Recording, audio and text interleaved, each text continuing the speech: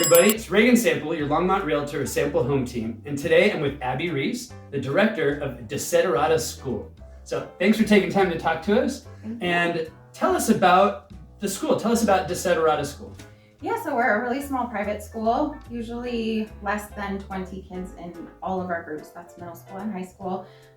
We mostly use homeschool curriculum and go at a completely different pace than other programs, which makes us non-traditional. But yeah, it's kind of similar to the learning pods that popped up during the last couple of years. It's kind of the original. Oh yeah, like some of the families in the school was closed and we get together. Yeah. So I guess, tell us, what made you take over and run this school? I worked here for a long time and I graduated from the school. My brother did also. So we kind of just came to a fork in the road where the other previous owners were just ready to move on. And so it felt like a good time for us to do it. And so we bought it together with my parents. So it's a family business. Yeah, people are watching this trying to find the right spot for their kid. Maybe they're new to town, or maybe where their child is at right now isn't the right fit. What would you tell someone that's looking at different schools why they might want to come and visit you?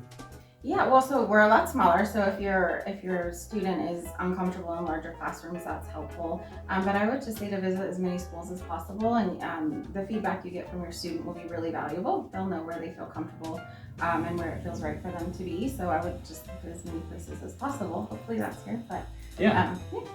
So I noticed, looking at your website, you can see like all the colleges your students are going to. Yeah.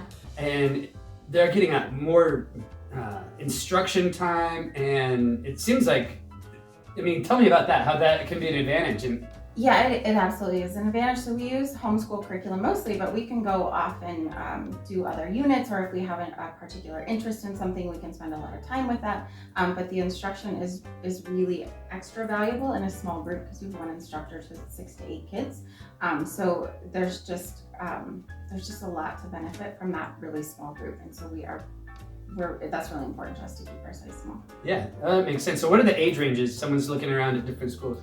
Usually we start about 4th grade. That depends on the temperament of the kids. If they need that outside time and like to run around, we don't have a great structure for that. So about 4th to 12th. So you can graduate here with a normal diploma, a traditional diploma. That's awesome. And I think that could be kind of a cool dynamic. I know in like helping out in my kids' school, like the older kids, the high school kids, they sort of have this sense of pride if they're helping out little kids with something they have going on or volunteering, and then little kids look up to those big kids. Yeah. It's kind of a really cool, like, I don't want to say mentor, but sort of, similar. Yep, it is the same idea, and I love that part of it too. But for a younger kid, when an older kid comes and says, "Hey, that's a really cool drawing," or "Hey, good job, I heard you finish this book," it's just really special feedback for them. So it's a really cool thing. I could see that being something really great for their confidence, their self-esteem, and then just building that camaraderie. And when you have a group, I would imagine when you're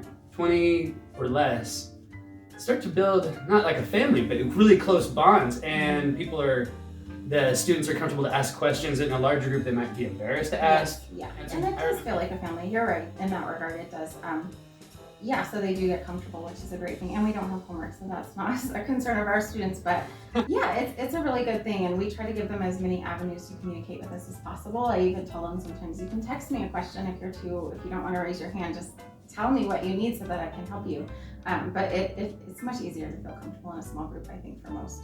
For sure. It's funny, in real estate, people are moving here and have helped people relocate here or just around town. People ask questions like, what's the best neighborhood? What's the best school? And I sort of inside my head roll my eyes because I think, what's your kid's strengths and weaknesses? Yeah. What do you need in a neighborhood? Like you want to shop, walk, bike.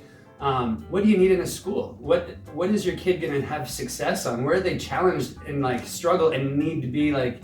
So like you're saying, visit the schools, figure out, like observe what your kids got going on, come down and talk to Abbi, visit their school, because something in a smaller group, more instruction time, the bonding, like some of that might be something that could be an advantage for school, especially if your kid isn't good at doing their homework.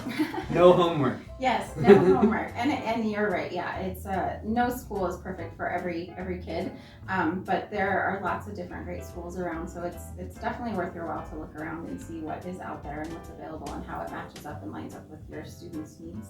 Awesome. So yeah, definitely it's a huge investment in educating our kiddos before they go out.